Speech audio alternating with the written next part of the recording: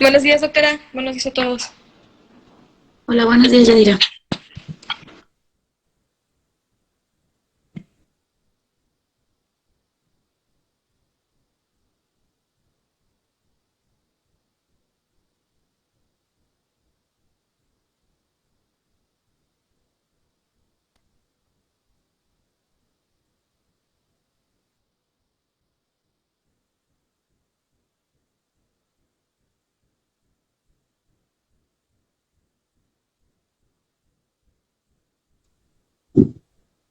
Me parece que es Lorna quien le toca ahorita hacer su presentación, por si quiere ir compartiendo la pantalla, por favor.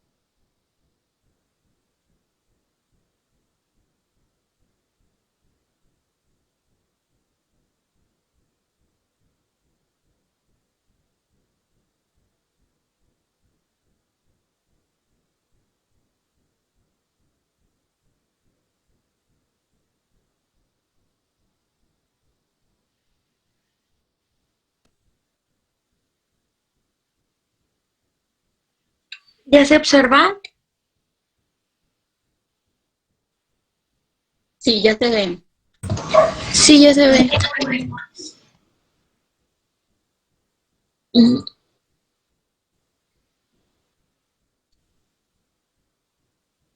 ¿Ya inició, doctora, o ahorita? Ya, mira, ya estamos 31, ya estamos en mayoría, ya vamos a dar inicio, ¿ok? Ok, bueno, el tema que yo voy a dar es lo que es anestesia caudal. La anestesia caudal pues fue realizado la primera vez por Kathleen y Zicker en 1903. Esto se va a poder emplear en procedimientos que van a involucrar el perineo y la región anorrectal. Generalmente esto se va a efectuar en menores de 12 años, ya que a partir de los 12 años va a ser como que un poco más riesgoso. Este va a involucrar una inyección de medicamentos a través del hiato del sacro. Este va a ser el canal del sacro que va a contener hasta la columna lumbar. Va a contener las raíces nerviosas de la cauda esquina y del sacrodural, que en el adulto es en la posición S1 y 2, y en niños menores de 1 año hasta S3. Va a contener lo que es la grasa epidural y el ligamento sacrococcígeno y el plexo venoso. Va a consistir pues en la aplicación de una anestesia local en el espacio epidural a la altura de la región sacra. Los materiales que se van a usar pues van a ser las mariposas de 25 a 23 G, las agujas cubiertas de teflón de 22 a 20 y agujas Beaufort. Estas van a ser las que más se van a utilizar. Y en caso de una introducción de catéter, pues son catéteres de calibre de 22, 23 y 25. Bueno, las características propias del bloqueo caudal, pues este va a ser un procedimiento, como anteriormente dije, va a ser más en niños, ya que no va a haber tanta dificultad en el palpamiento del hiato sacro. Ya que también en los niños lo que es la grasa epidural va a ser más laxa que en un adulto. Y como había dicho anteriormente, a partir de los 12 años ya no va a ser tan efectivo. El bloqueo caudal pues va a provocar un bloqueo sensitivo y motor de las raíces sacras y un limitado bloqueo autonómico, que van a existir que existen menor función motora visceral. Va a contener un volumen entre 20 a 30 milímetros de que se pueden tener un bloqueo sensitivo del dermatoma hasta T10. Y se pueden inyectar dosis únicas o instalar un catete epidural, que pues este último va a ser más utilizado en menores. Aquí los niveles, una de las características que los pacientes deben de tener es que los niveles plasmáticos tienden a ser bajos y el tiempo de latencia depende de los fármacos administrados. Y el bloqueo de la raíz de S1 es menor predecible. Generalmente se usan dos técnicas que es el paciente puede estar de cúbito prono o de cúbito lateral. De cúbito prono, pues el paciente se va a colocar hacia adelante y el tronco y las extremidades inferiores deben de formar un triángulo de 35 grados con la horizontal en una posición de navaja, mientras el cúbito lateral, que esta es la técnica más usada, la cadera y las rodillas van a reflejarse en un ángulo de 90 grados en relación con el cuerpo. Se va a intentar palpar el sacro y se realiza la asepsia de piel y se va a introducir la aguja o catéter intravenoso de calibre 18 o 23 con un ángulo de 45 grados.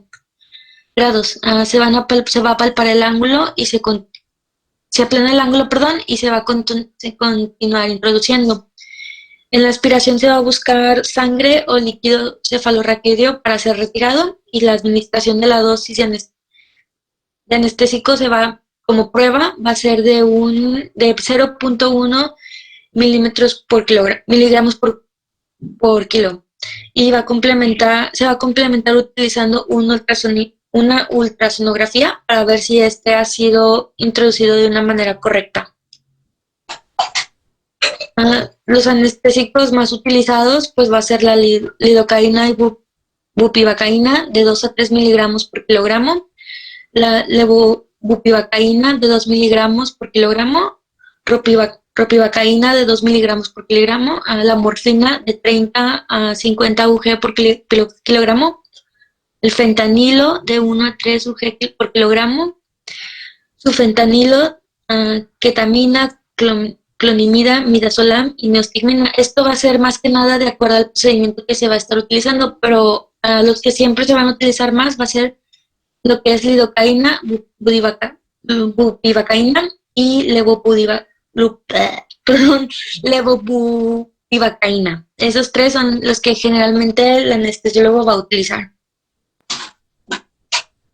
En las indicaciones se va a utilizar, en las quirúrgicas generalmente se va a utilizar en cirugías en el cual existe una patología en el tracto respiratorio, cirugía de abdomen superior, medio e inferior que se va a requerir hasta el nivel de la T4. En cirugías regioninguinal, cirugía pélvica, urogenital, cirugía ortopedia en las extremidades inferiores. También en cirugía anal, rectal o perineal y en prematuros con historia de apnea que se requiere evitar una apnea postoperatoria. En las médicas se va a usar en la cirugía de urgencias en pacientes con estómago lleno, cirugías en pacientes con distrofia miotónica. Ay, permítame.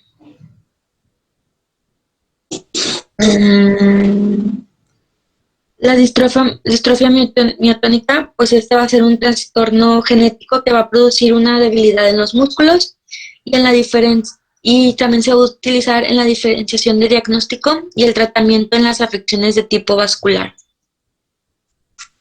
En las contraindicaciones, pues no se va a utilizar en alguna fractura de la pelvis o de cualquier bloqueo neuroaxial. Cuando haya una falta de consentimiento de los padres, malformaciones óseas de la columna vertebral, ya que puede impedir el paso del medicamento, antecedentes de cirugía del canal medular, enfermedades nerviosas previas como secuelas con o sin ellas, infecciones en la piel en la región por punzar, coagulopatías demostrables o hipovolemia no correcta. Ay, ¿se dejó de compartir? Sí.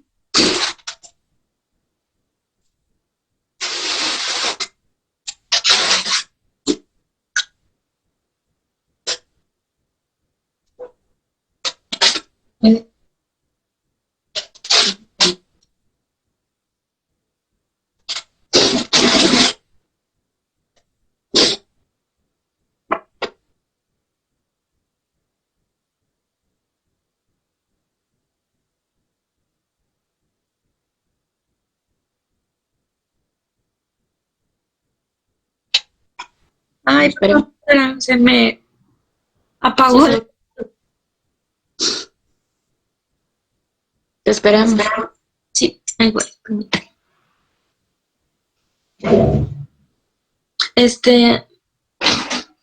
Así como había dicho, se va también en las contraindicaciones en una hipovolemia no corregida. La hipovolemia va a ser lo que es... la hipovolemia pues va a ser una disminución total de la sangre que circula por el cuerpo. Y en los riesgos y complicaciones, pues puede ser una inyección subcutánea, puede ocasionar un hematoma, fallo del bloqueo caudal por la dificultad de la localización del hiato, inyección inadvertida intraósea, lesiones medulares, perforaciones viscerales y contaminación de la aguja al perforar el recto. Y sería todo.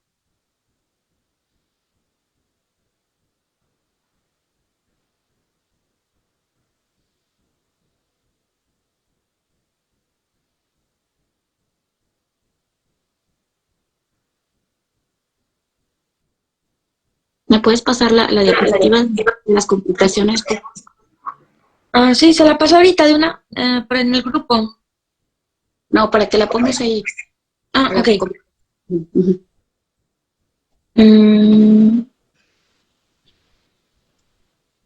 Ay.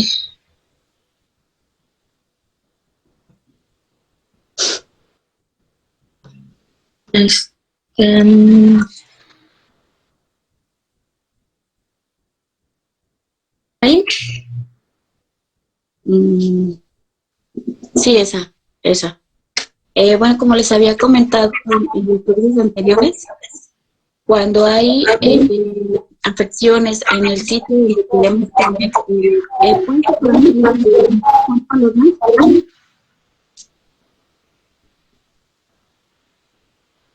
¿puedes apagar tu micrófono, por favor? Sí. Ay, sí.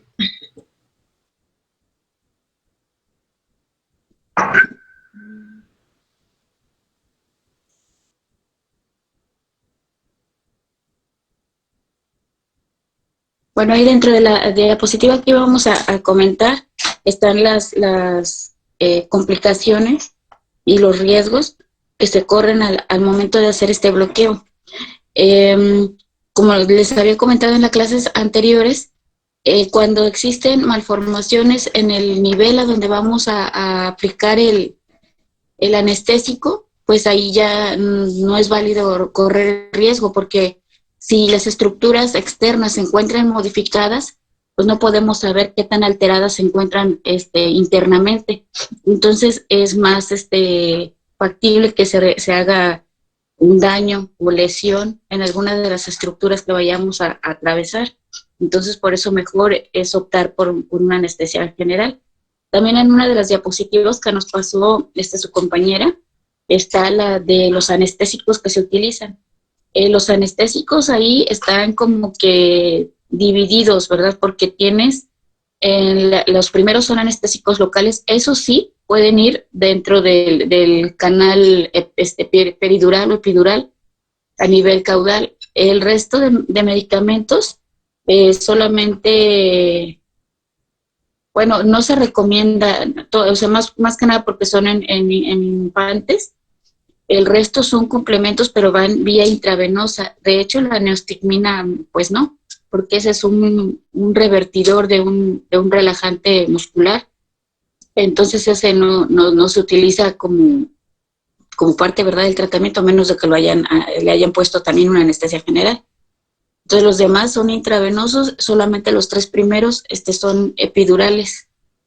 Pero claro, o sea, ya como englobó ahí de manera general qué anestésicos se utilizan, Bueno, además es clasificarlos, cuáles son los locales que van al espacio epidural y cuáles son los complementos, pues para sedar y disminuir la transmisión del dolor, ¿verdad? Con los narcóticos y nada más. Eh, Me decías de las intervenciones que se pueden realizar. Ahí, ¿cuál es el nivel que alcanza si yo inyecto el anestésico local en el espacio epidural por el hiato sacro? ¿Cuál es el nivel más alto que alcanzo?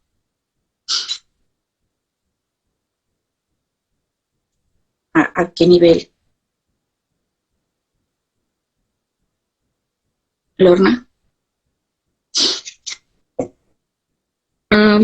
Pues decía que era hasta en los menores alcanzaba hasta S3.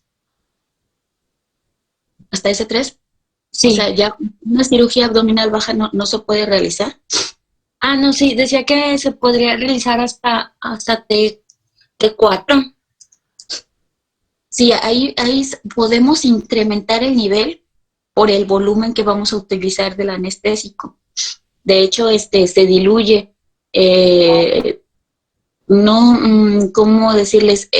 Puedo administrar la lidocaína, unos 10 miligramos por kilo de peso, pero si quiero llegar más arriba la voy a diluir para tener más volumen de distribución y además dependiendo al que quiero alcanzar, porque tiene sus límites para no producir toxicidad.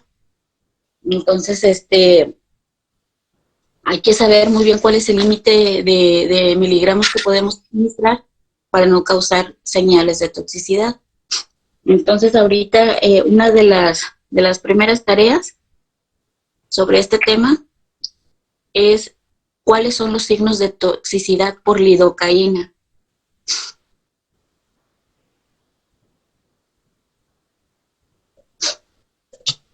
¿Ok?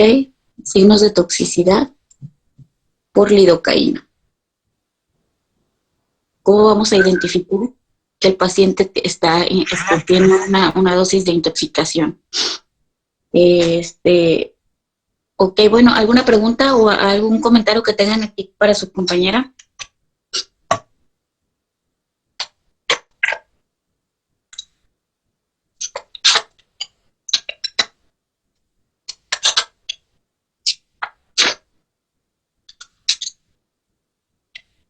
En el transcurso del día se les va a compartir un video o 2 o 3 videos que consisten en las técnicas, o sea, en cómo se llevan a cabo la anestesia epidural, la subaracnoidea y también vamos a incluir ahorita la caudal para que los puedan revisar. Estos son un complemento de los temas que hemos estado viendo. Entonces, para que tengan en cuenta que estos videos son los que los van a poder ver en el horario en que está marcado como práctica. Entonces, para que sea un complemento de los temas que hemos estado revisando. Está por ahí Castillo, Martínez, Jacqueline.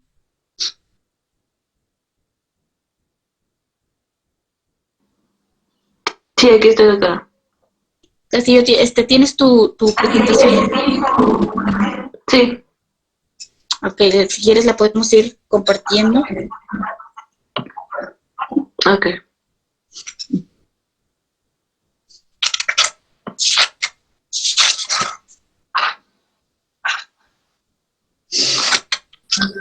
Doctora, una pregunta. La anestesia caudal no es como la epidural, pero solamente en menores? Sí, exactamente. Mira, es que vas a llegar al mismo espacio, pero la estructura que te va a llevar ese espacio es el hiato. Entonces, sí, sigue siendo, se ocupan otros materiales porque como se ocupa en niños, no podemos utilizar las mismas productos. Está un poquito antes ese espacio. Y como bien mencionaste al principio, la grasa epidural es más láctea. Entonces, no siempre tenemos nudo de sabuco, ya perforamos el ligamento amarillo y saber cuando ya se pierde la resistencia. Lo vamos a notar con el momento pero no es tan obvio como cuando lo pasamos con el lumbar y ya en adulto. Entonces es el mismo peridural, son otras técnicas, otras indicaciones, y además de condiciones técnicas podemos utilizar los mismos. Lo único que les hago hincapié es que para alcanzar más niveles, Ya se ve. pero sí es el mismo.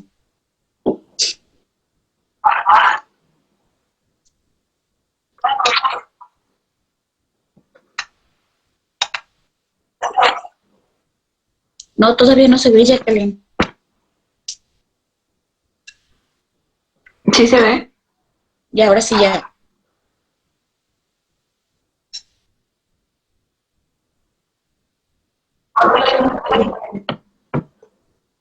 Ah, es que ya me parece que ya la estoy compartiendo. Ah, ok. Bueno, yo les voy a hablar sobre el bloqueo axilar, anestésica regional en la que el plexo braquial es anestesiado a nivel axilar. Este es un bloqueo anestésico ampliamente utilizado como técnica anestésica y analgésica en cirugías del miembro superior, específicamente para las manos, muñecas y antebrazos. En este bloqueo se van a bloquear las ramas terminales del plexo braquial. Bueno, les voy a mencionar un poquito de la anatomía.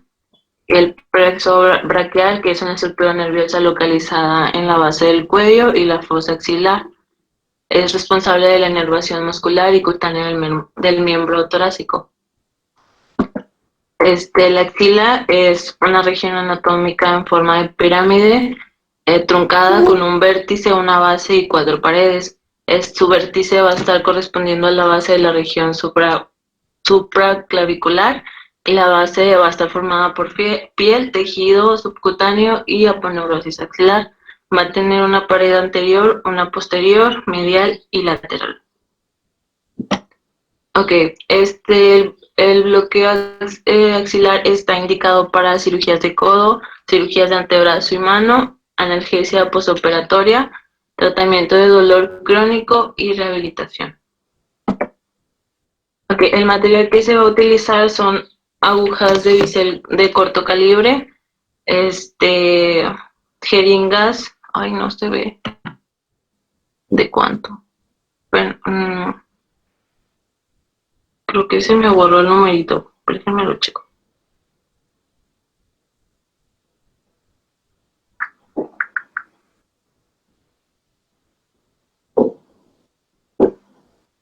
Bueno, no me aparece, pero son jeringas, llaves de 3 vías e intermediario como conector entre las cirugías y la jeringa, sal, que era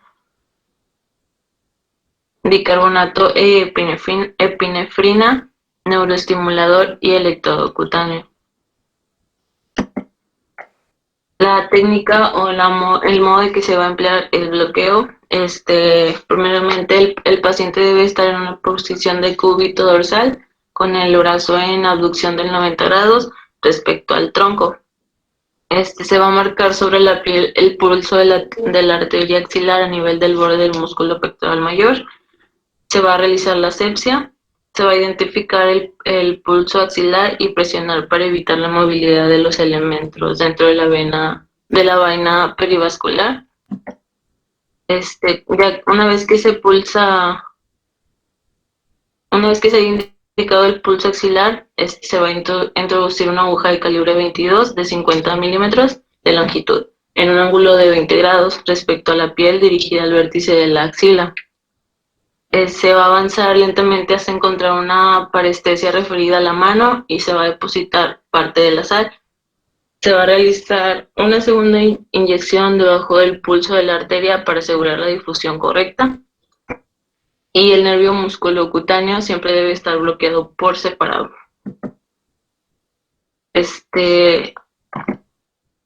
Bueno, la técnica de parestesia. La técnica de transarterial. El paciente debe estar de cúbito dorsal con el brazo a 90 grados. Se va a introducir la aguja conectada a una jeringa con sal por medio de un intermedio de 20 centímetros de longitud en un ángulo de 30 grados. Se va a avanzar hasta que la aspiración de sangre sea negativa. se va a depositar 100% de la sal y el procedimiento se va a repetir si la sangre obtenida fuera venosa. La técnica de inyección continua, se va a colocar el catéter axilar para infusión continua de la sal. Va a tener como objetivo prolongar la duración del bloqueo anestésico y controlar el dolor postoperatorio. Se va a requerir una respuesta motora y al obtener esa respuesta se va a administrar un 25% de la dosis de la sal a través de la aguja y colocar el catéter. Esta se completa la dosis y se confirma mediante una radioscopía. Bueno, en sus complicaciones se pueden producir complicaciones vasculares y neurológicas. En las vasculares puede ser inyección intravascular accidental, una oclusión arterial y un hematoma. En las neurológicas puede ser una parestesia posoperatoria, convulsiones, isquemias y complicaciones tóxicas.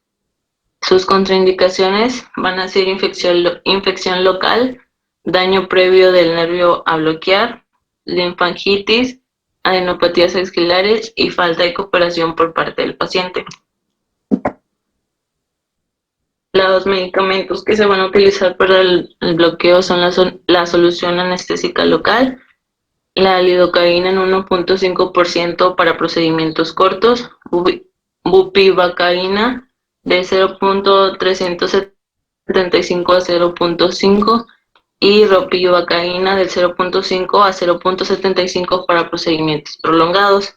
La bupivacaína de 0.25 y la ropivacaína de 0.2 en analgesia postoperatoria, bupivacaína del 0.125 de 4 a 8 mililitros por hora y ropivacaína de 0.2 de 4 a 8 mililitros por hora para infusión continua, y drogas coadyuvantes,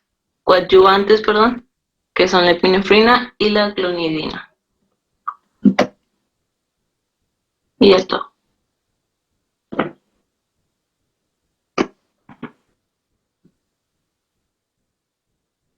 ¿Me puedes pasar las primeras diapositivas, por favor?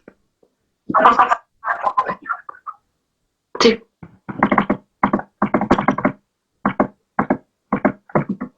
¿Esa? A ver, permíteme. La que sigue. En la donde se ve la anatomía.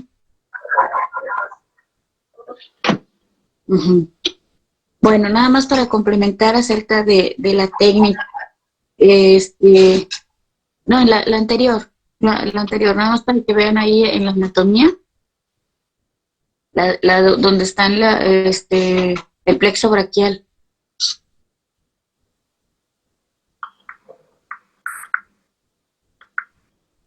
Bueno, ahí se podemos observar dónde está la arteria axilar.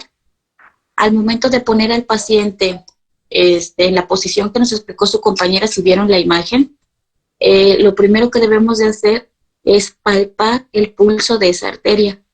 Cuando ya es evidente, por eso es ideal en pacientes que no tienen tanta grasita, porque esto nos permite hacer una palpación más directa y fidedigna. Entonces, en el momento de que nosotros presionamos y palpamos esa arteria, tratamos de desplazarla con nuestra misma mano para poder evitar pasarla. Una de las técnicas que nos describió su compañera era la técnica transarterial, que quiere decir atravesando la arteria. Pero sí es una técnica segura porque sabemos que está en lugar, dado que va acompañado el paquete músculo nervioso, que la vena, la arteria y el nervio. Pero aquí la complicación sería que no tenemos compresión suficiente, no solo para la distribución del anestésico, sino que no haya absorción por parte de la arteria de este mismo anestésico, que es el que nos puede dar también datos de toxicidad, o sea, de la absorción del anestésico, y por eso quiero que comentemos eso. Entonces, la mejor es desplazando la arteria y buscando el parestesia. Quiere decir que cuando nosotros vayamos avanzando con la aguja, vamos a terminar estimulando el nervio y eso nos va a causar en la mano como un calambrito. Eso es un dato que debemos de que estamos en el lugar a donde queremos llegar para poder hacer uso de la aplicación anestésico local. Eso que decía tu compañera de sal, la aplicación de sal, es solución de anestésico local, son como las iniciales. Eso lo vamos a administrar y el número, o sea, las jeringas que se utilizan son las de 20 mililitros. Se utilizan 2 porque ahí es importante el volumen de concentración. Normalmente la que utilizamos para un bloqueo peridural la utilizamos del 2%. Aquí la concentración que estaba manejando su compañera era al 1.5%. Lo que quiere decir es que yo voy a tomar el anestésico y lo voy a diluir y que me quede el 1.5%. Y lo que necesito aquí también es volumen. Se administran alrededor de 30 mililitros y se hace compresión después de la administración. Tiene que ser continua pero lenta, sin explicar, no parar de administrarlo, pero tiene que ser despacio porque siempre vamos a dar cuenta si hay absorción o no del anestésico. Entonces, una vez que lo vamos administrando, bueno, ya poco a poco hasta que vayamos formando como una perfusión del anestésico, lo vamos a comprimir para aumentar su difusión y se comprime alrededor de 5 a 7 minutos continuos hasta 10 para que podamos asegurarnos de que si hubo algún roce por la arteria ya esté sellado y también comprobamos que distribuye de una manera uniforme el anestésico. Entonces, ¿cómo nos vamos a dar cuenta de que ya también está bloqueado? Alrededor, este procedimiento dura alrededor de, iniciando yo con la técnica, hasta el término de la técnica, nos tardamos como unos 10, 12 minutos. Y después veremos que haga efecto, tenemos que esperar alrededor de unos 10 a 15 minutos. Entonces, para que puedan iniciar el procedimiento quirúrgico. Nos vamos a dar cuenta de que la extremidad está bloqueada o anestesiada porque ya no va a haber movilidad. Uno de los signos que nosotros le pedimos al paciente es que trate de tocar su nariz con la punta de su nariz con uno de los dedos de la mano y ya no pueden levantarla o ya no la sienten. Entonces ese es un grupo importante para saber que el bloqueo está bien establecido y que sigue estando en proceso. El momento de que ya no pueden hacer ningún tipo de movimiento y no lo sienten, bueno, ya está instalado por completo el bloqueo. En el momento en el que ellos empiezan a querer levantarlo y lo logran en un 40%, 80%, bueno, estamos todavía en espera o en latencia para que ocurra su mayor efecto. Entonces, y ya después de eso, bueno, existe que si van a operar el codo, el antebrazo, por fracturas, por lesiones, por amputaciones de extremidades, demás procedimientos de miembro superior. Bueno, entonces se hace la asepsia de la región, a veces ocupan una venda que se llama de SMART, para que es como si fuera una liga gruesa, y ese con el fin de vaciar el llenado vascular para que puedan operar. Esa bendita solamente la podemos jugar y tolerar hasta unos 45 minutos, porque si no producimos isquemia de la región. Entonces, el procedimiento que deben de realizar debe durar menos de esos 45 minutos. En el caso de que no lo consigan terminar antes de esos 45 minutos, nosotros como quiera debemos quitar esa venda aunque se perfunda nuevamente, porque podemos lesionar más la extremidad que si continúan haciendo el procedimiento. Por eso lo vamos a ver también con las técnicas de mano, bloqueo de vía. Entonces ahí mencionan la bendita o o hay un manguito como el esfingomanómetro para tomar la presión. Se parece mucho a ese aparatito para ocluir la circulación y podamos realizar las cirugías con un mínimo de sangrado. Ese es el objetivo, que sean en donde tienen que visualizar, por ejemplo, los tendones y las estructuras vasculares y nerviosas, para no afectarlas. Cuando están vaciados los vasos, es más fácil manipularlo que cuando tenemos todo el llenado vascular normal. Se producen sangrados que nos dificultan la visión. Entonces, el objetivo de hacer la isquemia es precisamente que puedan llevarse a cabo estos procedimientos con el mínimo de sangrado. ¿Alguna pregunta para su compañera?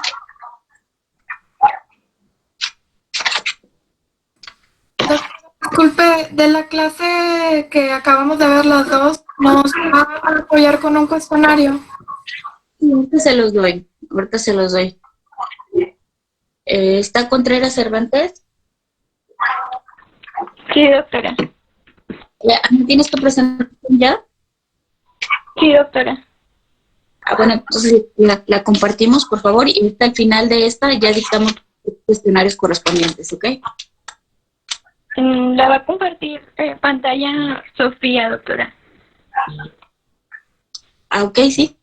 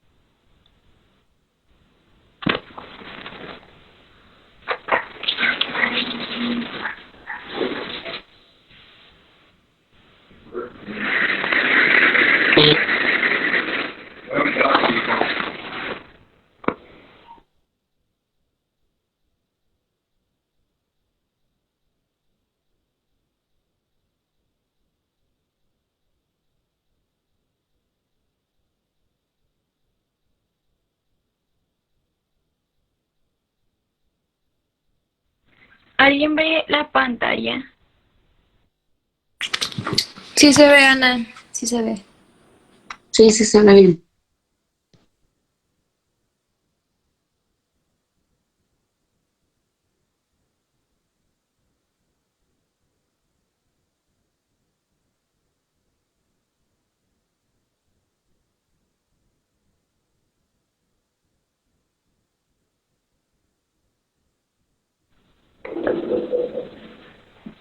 Bueno, yo voy a hablar del bloqueo supraclavicular.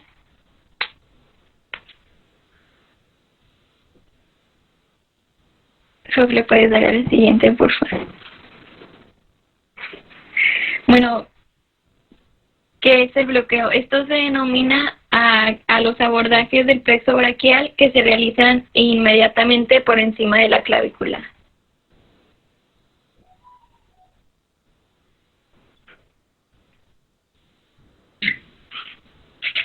¿Para qué sirven? Bueno, los bloqueos supraclaviculares proporcionan una anestesia completa de la extremidad superior con inyección única.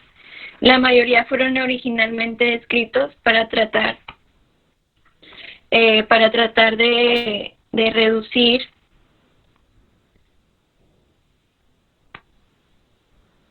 la incidencia de neumotórax.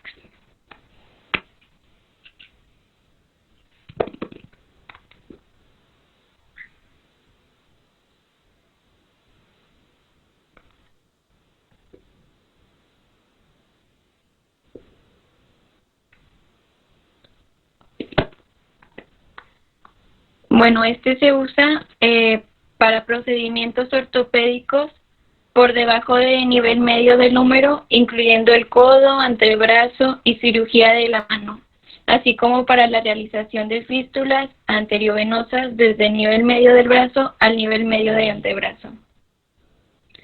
Este se utiliza como analgésico para la implantación de catéter también.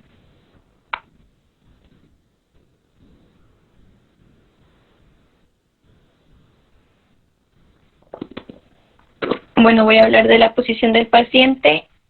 Cuando se realiza este bloqueo, nosotros mantenemos el paciente sentado a 30 grados o a 45 con la cabeza elevada, con una almohada para apoyar la cabeza, pero sin que oculte el sitio del bloqueo. La cabeza es rotada ligeramente hacia el lado contrario del bloqueo y el operador debería estar en el mismo lado del paciente que se va a realizar el bloqueo.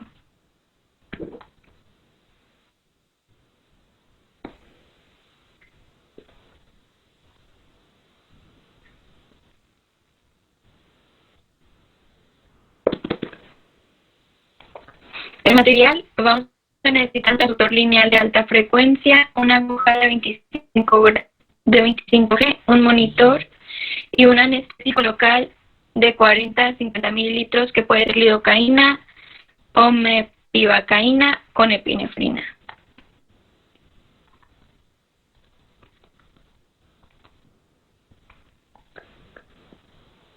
La inserción de la aguja está después de inyectar una pequeña cantidad de lidocaína al 1% para anestesiar la piel. Se inserta la aguja de bisel corto a lo largo del eje longitudinal del transductor del ultrasonido. Y nos tenemos que asegurar que la aguja es mantenida paralela a este eje todo el tiempo para mejorar la visualización.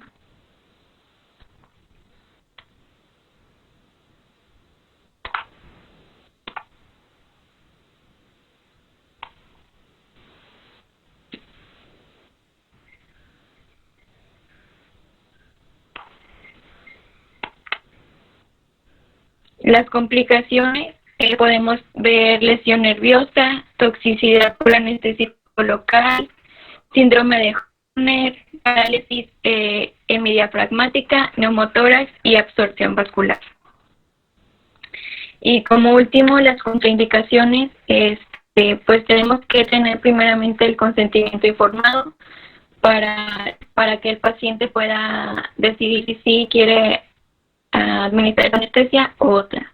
La infección en el sitio de punción, alteraciones mentales, no podemos hacer este tipo de anestesia con pacientes con alteraciones mentales, patologías respiratorias o parálisis respiratoria contralateral y alteraciones en la hemostasia, que son pacientes con anticoagulantes o antiagregantes plaquetarios y pacientes que tengan algún trastorno de circulación. Y ya es todo por mi parte.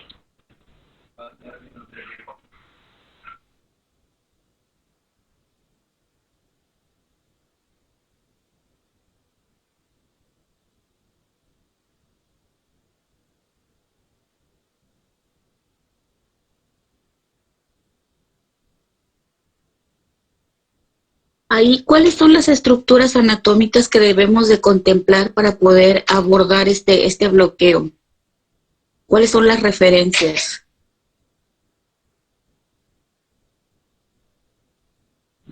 No se escucha cortado, doctora. ¿Cuáles son las estructuras anatómicas que se toman como referencia para que podamos realizar este tipo de abordaje?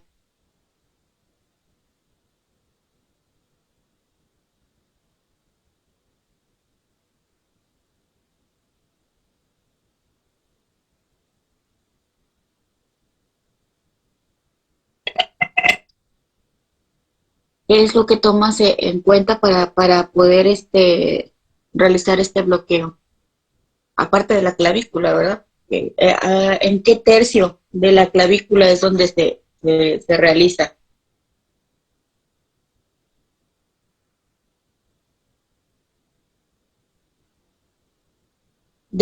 ¿Con qué está articulada la clavícula?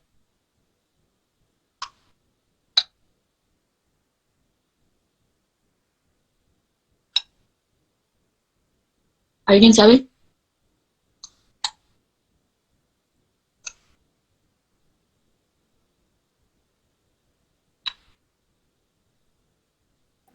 Tenías bloqueado tu micrófono, Tefi. Perdón, Naomi. No, es que creo que Tefi estaba diciendo algo, pero tenía bloqueado su audio. Pero igual, pues con el externo, por una parte. Y en la otra parte.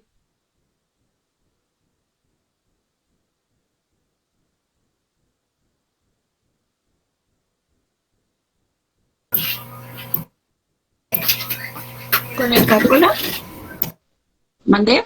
¿Con el húmero? Con el húmero, exactamente. ¿Con la escápula?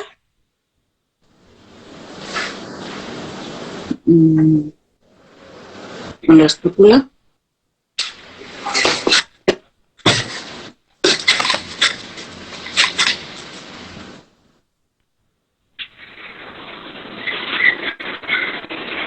Él me dijo de con el húmero. Con el húmero. ¿Qué dijo, perdón? ¿Quién me contestó que con el húmero? Ah, yo.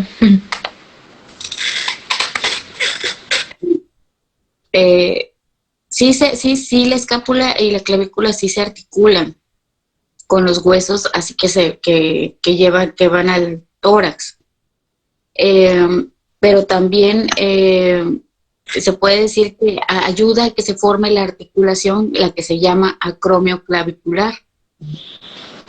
¿Me explico?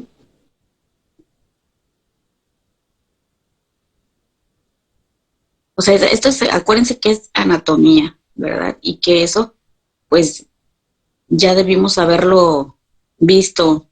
Lo que pasa es que se forma articulada en sí, está primero con el esternón y luego con la escápula y abajito se encuentra el húmero. Pero entonces toda esa cápsula que se llega a recubrir ya es la que le llaman articulación acromial. Incluye parte del húmero, pero es por la capsulita. Pero en sí es con la escápula, efectivamente, como comentó su compañera. Entonces, lo que vamos a nosotros a verificar primero es con nuestros dedos. ¿Me ven ahí? Bueno, y vamos a tocar de donde inicia la articulación aquí en el esternón hasta donde se articula en la escápula. Vamos a hacer esto. Con el dedo de mayor lo vamos a poner aquí en la articulación del esternón, la otra en la de la escápula y en medio, aquí, donde me queda el punto medio, es el sitio de inserción de la aguja. Como bien dijo su compañera, si es aquí ya detecté dónde está y dónde voy a funcionar. ¿Qué otras estructuras anatómicas vamos a tener como referencia? Si al paciente lo tenemos viendo lateral, al lado contrario de donde vamos a aplicar el bloqueo. Y el brazo de este lado, le vamos a decir que intente con la mano tocarse la rodilla. Entonces esto va a hacer que extienda mucho más el área. Entonces al momento de que nosotros estamos localizando aquí el punto medio, el tercio medio de la clavícula, entonces vamos a ver que otra referencia es el músculo esternocleidomastoideo. Tratamos de palpar la arteria subclavia y la yugular externa. Hay a quienes se les nota mucho la vena yugular, entonces eso también forma parte de las referencias que debemos de tomar en cuenta. Entonces, a donde está más o menos la inserción del esternocleidomastoideo, aquí en el tercio medio de la clavícula, y lo palpando la arteria subclavia, yo voy a palpar, sumir, y en la técnica de plomada, si estoy acostadita o estoy sentada, indica que mi aguja debe permanecer en todo momento recta. Entonces, para que pueda llegar a la estructura, si a veces entramos así y lateralizamos un poco y descendemos, más o menos unos 2 a 3 centímetros. Si yo la hago totalmente inclinada inclinada pero longitudinal, o sea, a lo largo se puede decir que como si fuera paravertebral. Si yo pongo esto así y ya pongo la aguja así, ¿con qué estructura estaré chocando? ¿Qué es lo próximo? ¿Qué complicación nos comentó su compañero? Sí, ¿quién quiera contestar? Pues con la pleura. Sí, conozco un neumotórax. Entonces, ¿cómo nos vamos a dar cuenta cuando yo lo estoy haciendo si el paciente tose? Pues ya perforé, ¿ok? Entonces es uno de los signos que debo de tomar en cuenta cuando estoy realizando ese procedimiento. Entonces, si él empieza a toser, pues quiere decir que ya causé el neumotórax. Se tiene que suspender y dar el tratamiento para el neumotórax, ¿ok? Entonces, recuerden las referencias anatómicas que les dije ahorita para poder localizar el punto de inserción de la aguja, y la técnica que nos describió su compañera se llama técnica de plomada.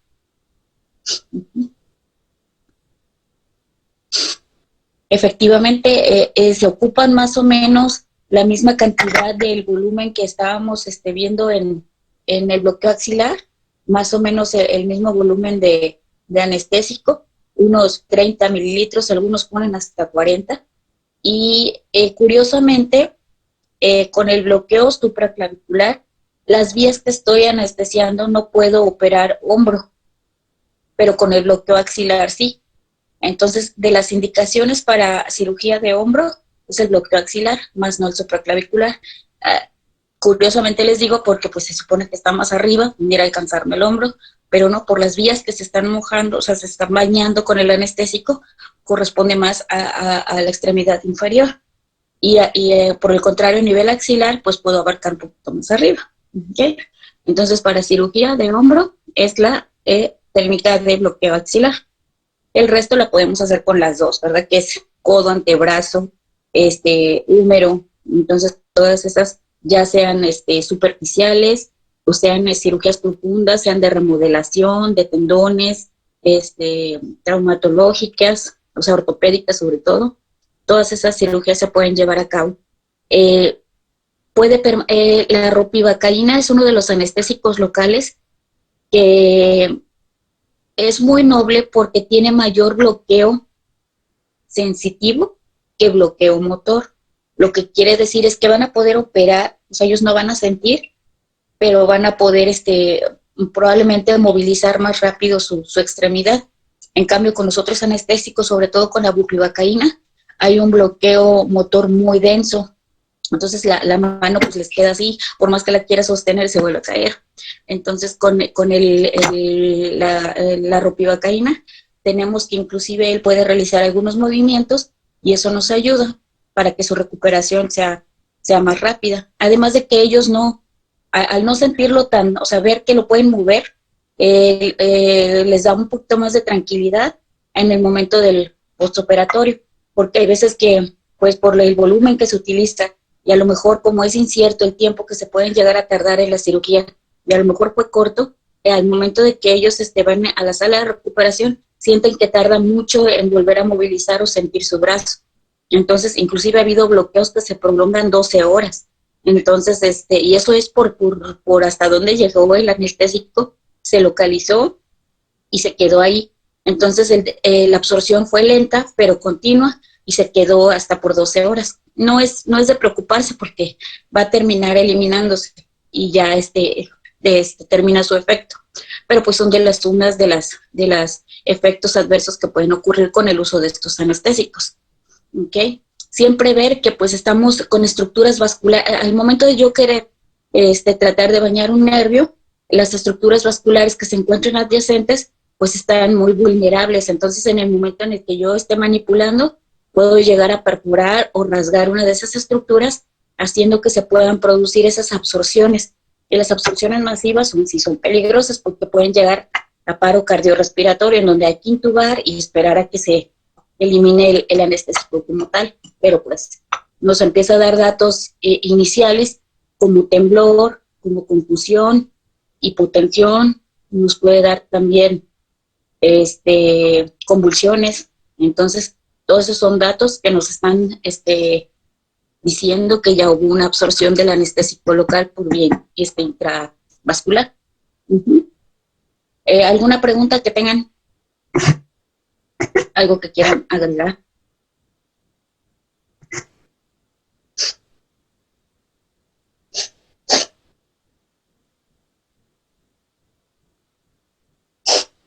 La técnica que mencionó era plomada o algo Sí, así. plomada. Ok, ya está. Gracias. Doctora, tengo una pequeña duda. Lo que decía de contraindicaciones, ¿por qué no se puede hacer en pacientes con hemostasia? Con hemostasia, a ver, que me pase la diapositiva donde dice, para ver cómo lo dice. Sí, decía que por problemas de coagulación. Problemas de coagulación es diferente. Mira, nosotros cada vez que vamos a realizar un procedimiento de anestesia regional o anestesia general, se toman unos exámenes de laboratorio de rutina para poder saber que nosotros podemos acceder tanto al sistema nervioso como al sistema general para administrar una anestesia general. Entonces, tenemos que ver, como les comentaba, que todas las estructuras vasculares que nosotros tenemos alrededor de los nervios, es factible que las podamos lesionar. Entonces debemos verificar, e inclusive hasta la piel que tiene capilares y que puede producir un sangrado mayor. Bueno, si tiene problemas de coagulación, quiere decir que los tiempos de coagulación o los niveles de plaquetas se encuentran disminuidos, o los tiempos alargados, o sea que tarda mucho en formar el coágulo. Entonces, es importante porque en esos casos, en el momento en el que yo pueda lesionar alguno de estos estructuras vasculares, pues va a haber una hemorragia mayor y más probabilidad de que se absorba. Entonces, se pueden formar hematomas en los lugares donde estamos trabajando, que por ejemplo, que sea peridural o que sea aquí un hematoma supraclavicular.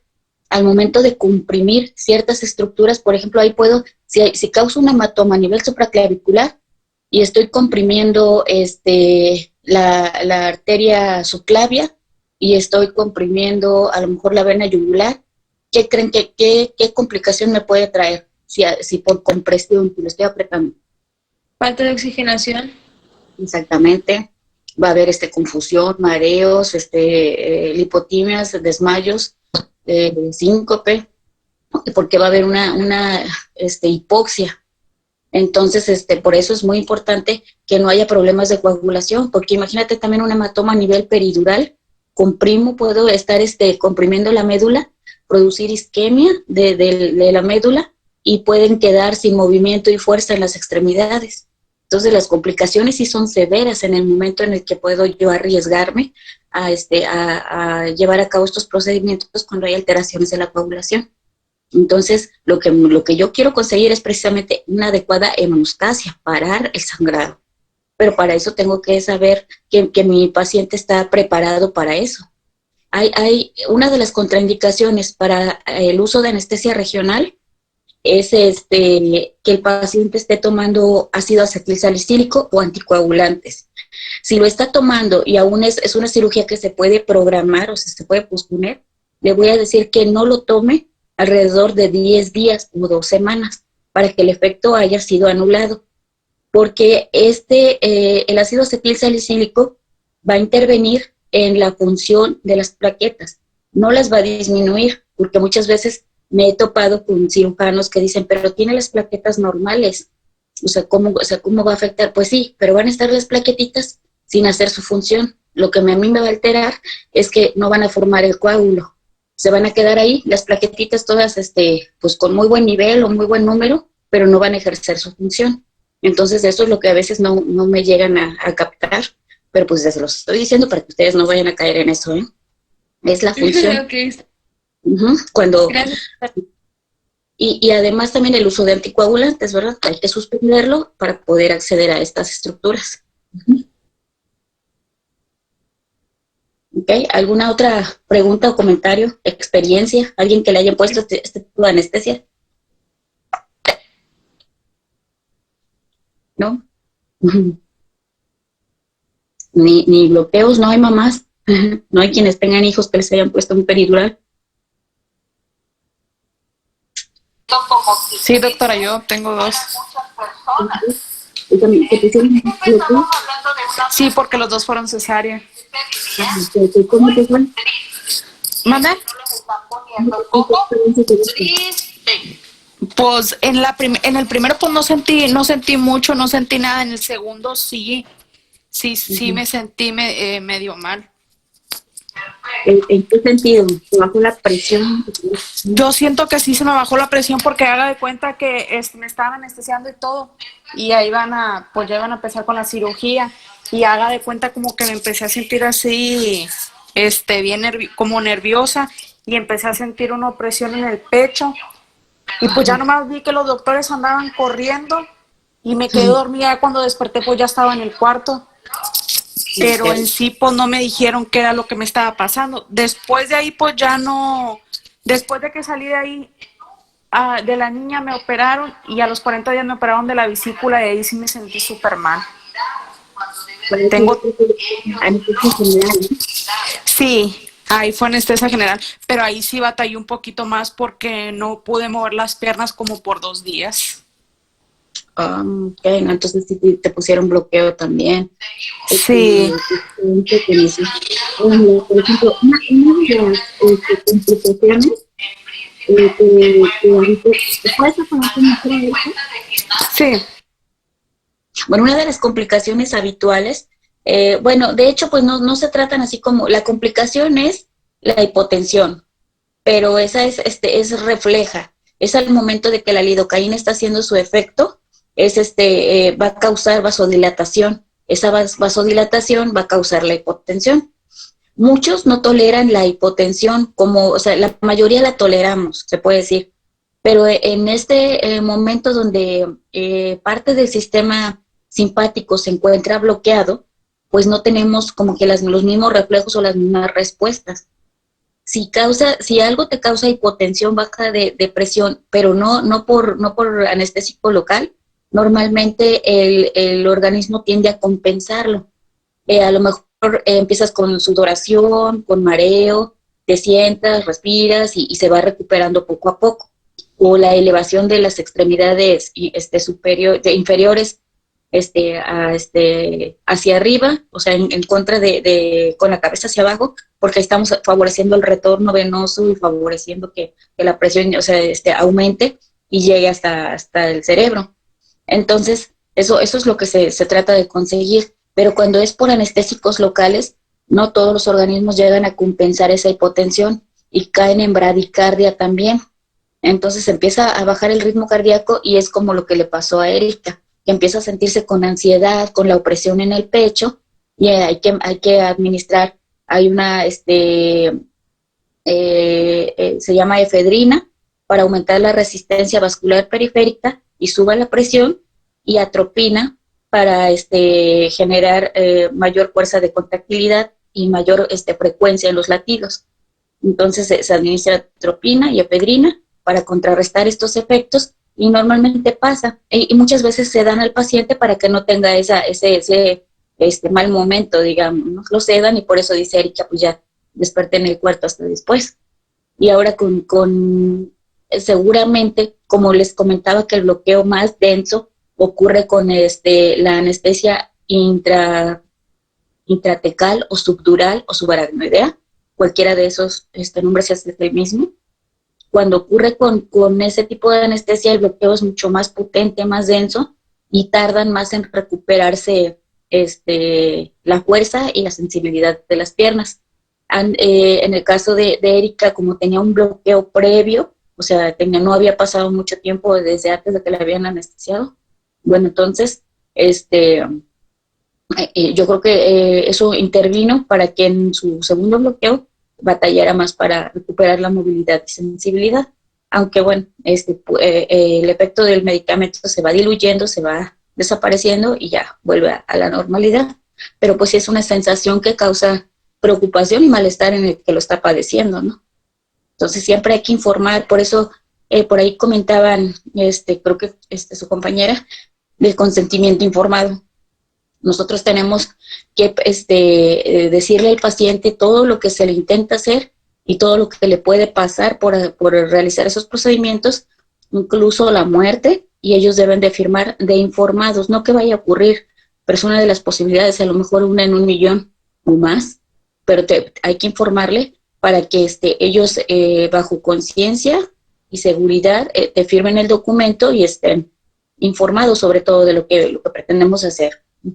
Y eso es para todo. Hay consentimiento informado para procedimientos invasivos, consentimiento informado para procedimientos anestésicos y consentimiento informado para procedimientos quirúrgicos, y se firman por separado. Sí, porque el anestesiólogo es responsable de informarle sobre el procedimiento anestésico, el cirujano por el procedimiento quirúrgico, y si le van a hacer algún estudio que intervenga inyección de medio de contraste o introducción de catéteres, el responsable tiene que informarle al paciente y recabar la firma. ¿Ok? ¿Algún otro comentario que quieran agregar? Oiga, doctora, yo le iba a hacer otra pregunta. Cuando estamos en prácticas, me tocó estar en general, me tocó estar en una cesárea. Y haga de cuenta que los doctores, o sea, no sé qué significado, o sea, pero pues en ese ratito pues no tuve chance de preguntarles porque andaban muy ocupados. Oí que uno de los doctores dijo, la paciente se trepó. ¿Eso es cuando se pasan de anestesia o cuando está haciendo mal efecto o cómo? O sea, además oí que dijeron, la paciente se está trepando, pero no sé qué es lo que significa esa palabra. O sea, a lo mejor no es una palabra como que médicamente, pero quieren decir algo con esa palabra. No sé si usted la ha escuchado. Sí. Hace dicho, ¿a dónde se está trepando la paciente, no? Pero no, es que dicen, se trepó el bloqueo. O sea, que avanzó más del nivel que tú tenías esperado. O sea, unos niveles más arriba que empiezan a condicionar falta de respiración, empiezan a perder sensibilidad en los brazos también, y dificultad respiratoria, ansiedad, diafuresis, hipotensión, todo lo que les estaba diciendo. Pero esto es porque el nivel superó al esperado. Esto que cuando sucede, cuando hay una inyección inadvertida del anestésico local por vía intravascular. Por eso el anestésico, o sea, cuando lo estamos administrando, hay que hacerlo a un ritmo de 1 mililitro 3 segundos. O sea, por cada mililitro 3 segundos. Entonces lo vas administrando lento porque eso te permite ver cualquier cambio en los pacientes. Hay veces que llevamos 3 mililitros de los 15 que hay que poner, o 17 mililitros, y a los 3 mililitros la paciente nada más ve que se te cae. Eso quiere decir que hubo inyección en el líquido cefalorraquídeo, pero la hice, o sea, por el volumen que llevaba, pues alcanzó a todo el sistema nervioso, entonces pierde autonomía, o sea, se pierde fuerza en brazos, puede caer en paro respiratorio, cardíaco también. Entonces, en ese momento, si lo detectamos, la volteamos, la intubamos y se convierte en anestesia general. Ahora, entonces, cuando es por inyección inadvertida, o sea, porque esa absorción, sí, puede ser, una absorción vascular, pero paulatina, o sea, como que rasgamos en la estructura vascular, como le estábamos comentando, y se empieza a absorber poco a poquito. Entonces, los niveles empiezan a circular sistémicos de lidocaína. Entonces el nivel va subiendo y va subiendo, por eso uno dice se le trepó el bloqueo, ¿verdad? Porque pues, se va subiendo hasta que llega, ¿no? Hasta como si fueran a operar cataratas y no necesitamos eso. Entonces, por eso es que a veces se ocupan esos términos, pero pues también es para que se actúe rápido. Muchas veces nada más se ventila a la paciente, si fue peridural, pues se pone en una posición de Trendelenburg, se llama así, lo vamos a poner, si está así la cama, acá está la cabeza, la voy a colocar así, para que vaya descendiendo por gravedad el nivel, y yo la cedo, y lo apoyo con oxígeno, para que no tenga esa sensación, ¿verdad? Porque es muy molesta. O sea, le ponemos una benzodiazepina, midazolam, y ya la dormimos un ratito, conforme, y pueden estar operando, y yo esperando que se baje el nivel. Entonces pueden llevar a cabo la cirugía y a lo mejor para el término de la cirugía la paciente ya está consciente, pero todavía va a tener un bloqueo intenso de las torácicas para abajo, de las lumbares para abajo. Entonces, eso fue lo que ocurrió, Erika. Se subió el nivel del anestésico, pudo haber sido por inyección inadvertida del líquido cefalorraquídeo, absorción vascular también. Así se utiliza ese. Ok, doctora, está bien, gracias. Creo que condiciona un momento en el que nos tenemos que apurar porque no sabemos cómo vaya a reaccionar a ese reflejo simpático, ¿verdad? Entonces, te digo que muchas veces caen en paro y pues el propósito es que salga, ¿verdad? El paro cardiorrespiratorio. Entonces se puede convertir en una urgencia. Entonces necesitamos ver, las pupilas se les dilatan. Entonces, la cuestión es yo estarla vigilando en todo momento. No siempre ocurre al momento en el que la volteamos, puede irse subiendo poco a poco. Por eso el anestesiólogo debe estar presente durante toda la cirugía, conservando la homeostasis del paciente, la presión normal, la frecuencia cardíaca normal, la frecuencia respiratoria normal, los niveles de conciencia normal, que no hay alteraciones o confusión, ¿verdad? Entonces no debe salirse nunca del procedimiento quirúrgico, debe permanecer a un lado en la cabeza del paciente, monitorizando todo eso para que no vaya a haber estas complicaciones que a veces se hacen tardías. Y si yo no estoy, puede caer en paro y nadie se da cuenta hasta que el cirujano empieza a ver la sangre negra por hipoxia, ¿no? Porque pues cayó en paro y ya no hay circulación, no hay nada. Entonces eso es una emergencia y créanme que ha habido ese tipo de accidentes. Entonces se los menciono porque ocurre. Entonces, es de vital importancia que todo el equipo siempre permanezca desde el inicio de la cirugía hasta el término, hasta que el paciente lo llevamos a recuperación. De hecho, nadie se puede salir hasta que el paciente ya está en recuperación. ¿Okay? ¿Algún otro comentario? Todo bien, doctora. ¿Sí? Bueno, entonces, de una vez les voy a dictar las preguntas que corresponden a anestesia caudal, a bloqueo axilar y el bloqueo supraclavicular. ¿Va a pasar todas juntas o nos va a decir por tema, por ejemplo, cuestionario tal tema, cuestionario tal tema? Y así. Exactamente. Así por temas. Ok. Entonces vamos a empezar ahorita bloqueo caudal. Ok.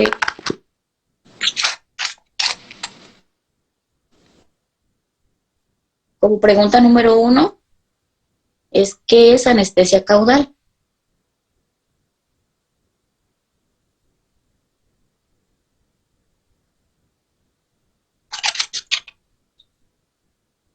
En la pregunta 2, ¿cuáles son las estructuras anatómicas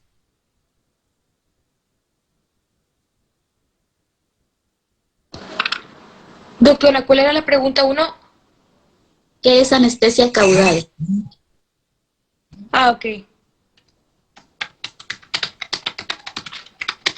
El número 2, ¿cuáles son las estructuras anatómicas que se utilizan como referencia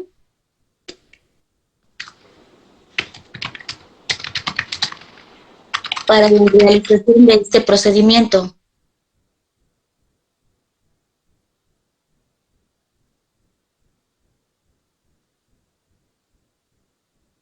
En la número 3. Doctora, ¿puede repetirlo 2? Sí. ¿Cuáles son las estructuras anatómicas que se utilizan como referencia para la realización de este procedimiento?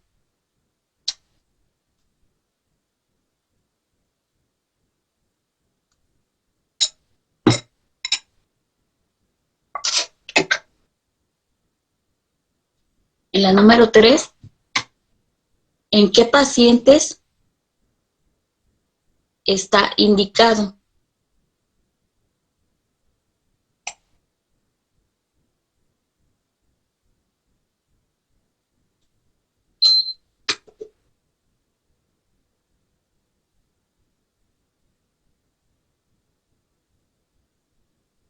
En la número 4,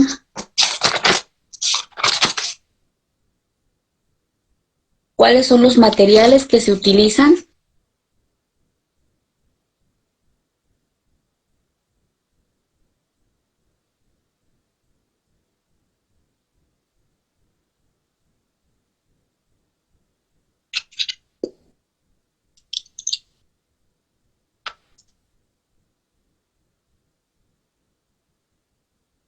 En la número, ¿qué es la 5?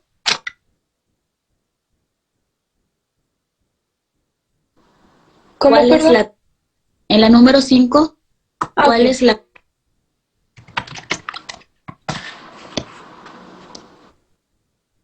cuál es la técnica de anestesia caudal en decúbito prono?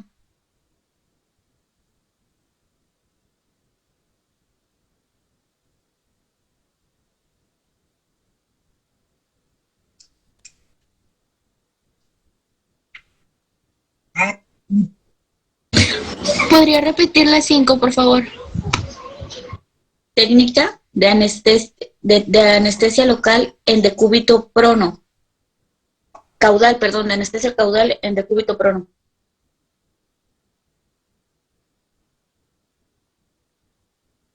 Gracias. Ujú.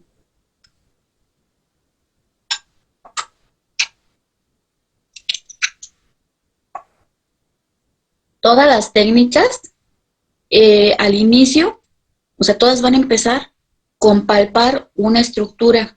Entonces, por ejemplo, en la caudal, el hiato sacro, en el bloqueo axilar, la arteria axilar, y en el bloqueo supraclavicular, el tercio medio de la clavícula, tratando de alcanzar también la arteria supraclavicular. Entonces, todas inician con un punto de referencia, todas las técnicas. Después es la asepsia de la región. Y ahora sí, por cada vez que les pregunte por alguna otra técnica, y ahora sí te dicen insertar o realizar la anestesia de la piel, porque es a donde vamos a introducir las agujas. El lugar donde, el sitio donde localizamos, se va a formar el abón cutáneo, que se llama así, es inyectar con anestésico local la piel, y ahora sí después ya se describe por separado qué tan profundo voy a introducir la aguja, cuál es la posición, etcétera, ¿ok? Y ¿cuáles son las indicaciones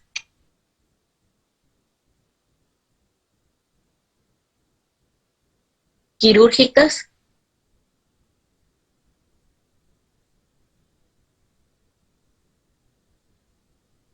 para realizar el bloqueo caudal?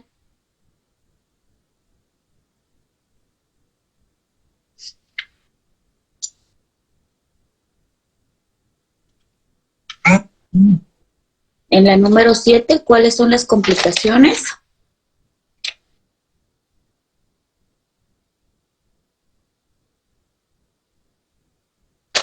Y en la última, ¿cuáles son las contraindicaciones?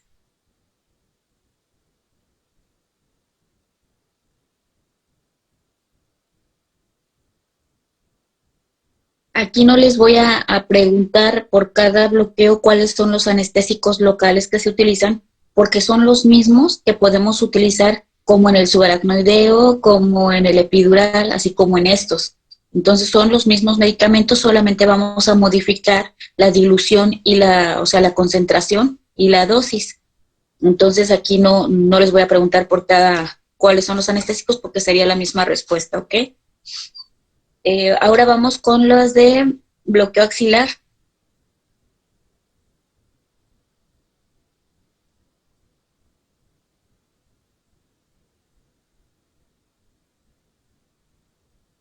En bloqueo axilar, en la número 1, ¿qué es bloqueo axilar?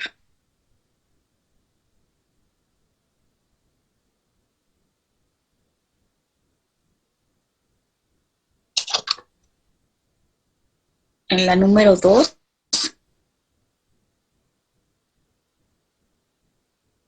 ¿en qué procedimientos quirúrgicos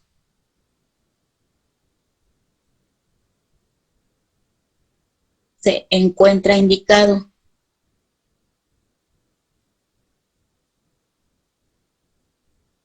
Ahí en la respuesta, aparte de las que nos dio su compañera, quiero que anexen la de cirugía de hombro.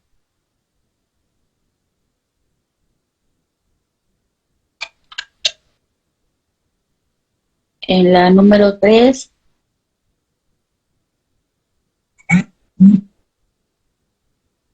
¿cuál es la técnica?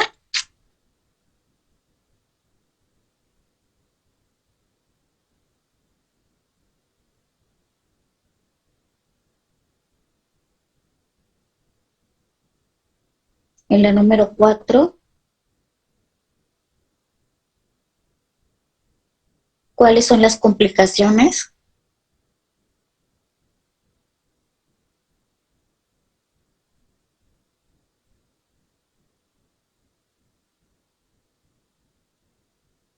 En la número 5,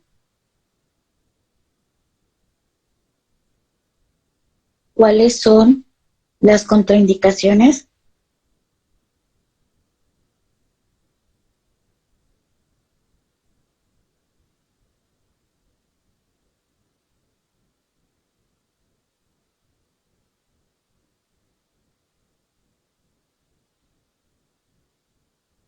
En la número 6, ¿cuáles son las estructuras anatómicas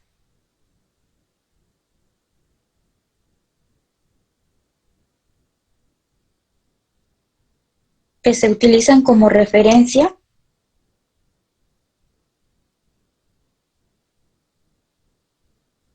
en la realización del bloqueo axilar?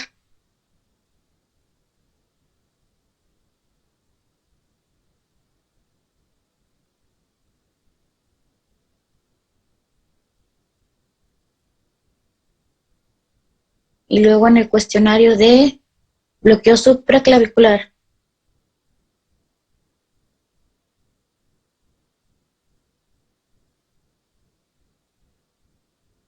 En la número 1, ¿qué es bloqueo supraclavicular?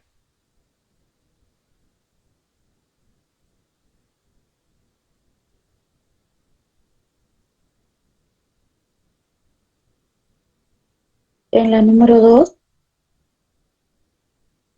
¿cuáles son las estructuras anatómicas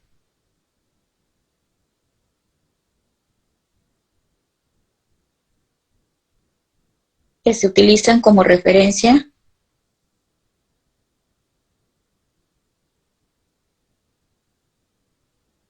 en la realización de bloqueo supraclavicular?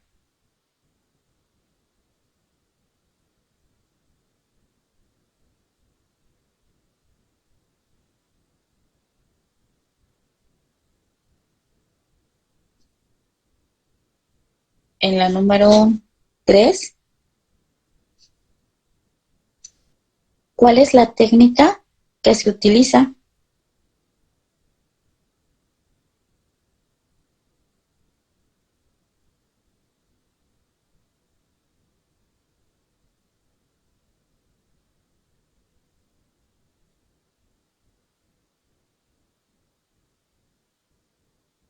En la 4, ¿cuáles son las contraindicaciones?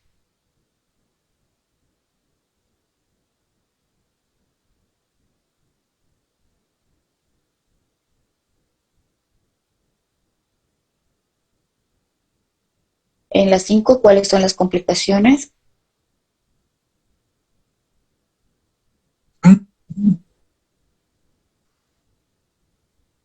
Y en la número 6, ¿cuáles son los procedimientos quirúrgicos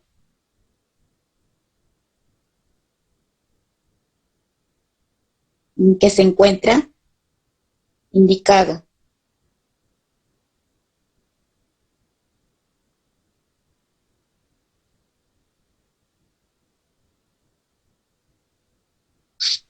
¿Ok?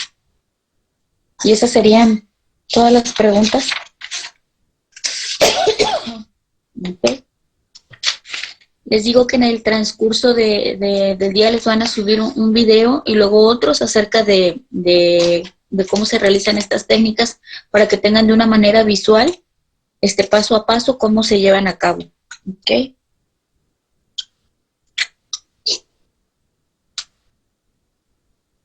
Doctora, ¿los videos los podemos ver el fin de semana o tienen como que una fecha límite de hoy? No, sí los pueden ver. Yo se los estoy subiendo pues con el fin de que tengamos esa hora de práctica también cubierta, que no se lleva una hora, a veces los videos duran 15, 20 minutos, entonces, pero cubrimos parte de lo que es el trabajo en práctica, pues ya que ahorita en estos momentos no podemos realizarla como tal, pero nos sirve pues hacerlo de manera visual de momento. Y las demás pues, las hacemos teóricas como está establecido, ¿ok? Sí, sí las pueden ver después, no tienen duración ni nada, ¿ok? Solamente son complemento de lo que hemos estado revisando, ¿ok? Está por ahí Cruz Apolinar. Presente. Cruz Apolinar, necesito que para la próxima clase vemos lo de anestésicos locales, pero esto es farma, como complemento de farma, ¿ok? Cómo se dividen, cuáles son, ¿ok? Porque todavía, sí, anestésicos locales. Uh-huh. Porque Pablo Correa nos va a hablar sobre el bloqueo de mano y de piel en la próxima clase y vamos a ver también los anestésicos locales.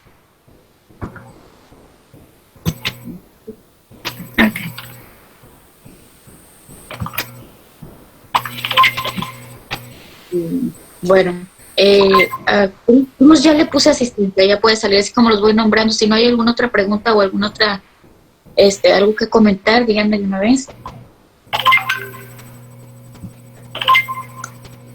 Todo bien, doctora. Muy bien. Bueno, entonces, Adame Garza, Stephanie. Presente, tenga bonito día. Igualmente. Ayala González y Kumar. Presente. ¿Ya sirve tu cámara?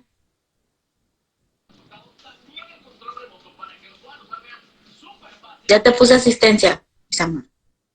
Bastián Peralta. Presente. Gales. Pablo. Carmona Vázquez, María Isabel. Presente. Gracias. Carvajal Sarabia.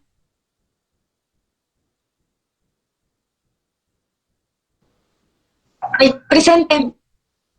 Gracias. Gracias por tu exposición. De nada, doctora. Castillo Martínez Yacacuba. Presente. Gracias, Jackie, también por tu exposición.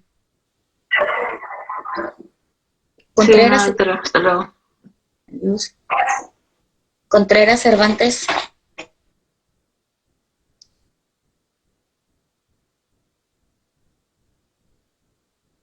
Pablo Correa.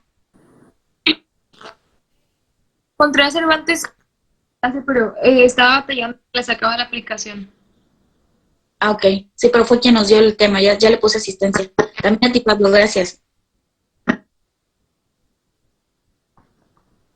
Cruz Argüello. Presente, doctora. Gracias, Mitzi. Mitzi, ¿estás ahí todavía? Sí, doctora, ¿qué pasó? Bueno, tu tema es anestesia general. Oh,